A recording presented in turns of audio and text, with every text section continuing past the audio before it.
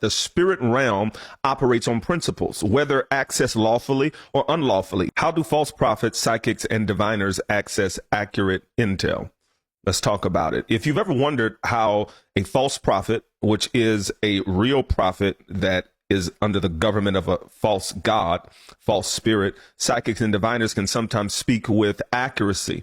Don't confuse their accuracy to be a sign that they have been sent by God. Employment is not the evidence of endorsement. And one of the most profound questions that I've been asked is, why doesn't God blind them spiritually? Why doesn't God remove their ability to see or to know?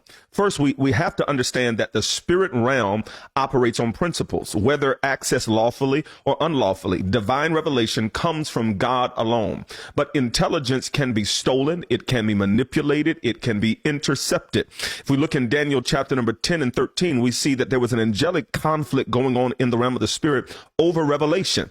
And just as angels fight to bring divine messages, there are demonic forces or demonic angels that intercept, distort, distribute corrupted versions of the truth, or distribute accurate versions of the truth with corrupted means and objectives or agendas. In Ephesians chapter 6, it reminds us that principalities and rulers of darkness operate in unseen realms. These entities observe and they gather intel and intelligence, and they exploit patterns to mimic divine insight. In Leviticus chapter 19 and 31, the Bible forbids us from seeking out mediums because they communicate with familiar spirits.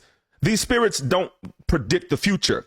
They recycle generational data that has been observed and gathered from watching your family and your family history. And then they whisper what has already been observed. A psychic is not reading your destiny. They are reading your history. Spirits attached to bloodlines and to territories, regions, and groups of people archive information and then feed it to its counterfeit agents. The law of agreement in Matthew chapter 18 and 19 is a principle. Even in deception, words and beliefs can create access points for demonic and satanic forces. A false prophet doesn't need divine insight.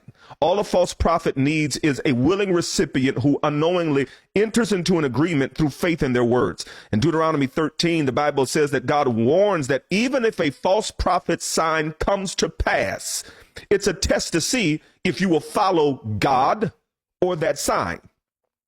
I want you to sit with that a false prophet had an accurate sign, and God said it's a test to see, are you more governed by signs or are you governed by God?